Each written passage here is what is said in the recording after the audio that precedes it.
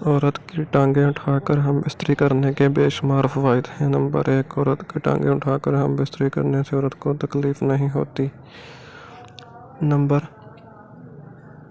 2، عورت کی ٹانگیں اٹھا کر ہم بستری کرنے سے مرد کا نفس عورت کے اندر آسانی سے چلا جاتا ہے، جس کی وجہ سے عورت کو تکلیف نہیں ہوتی۔ نمبر 3، عورت کی ٹانگیں اٹھا کر ہم بستری کرنے سے مرد کا ہم بستری کرنے کا دوران یعنی مرد کی ٹائمنگ بڑھ جاتی ہے اور لذت میں بھی اضافہ ہو جاتا ہے۔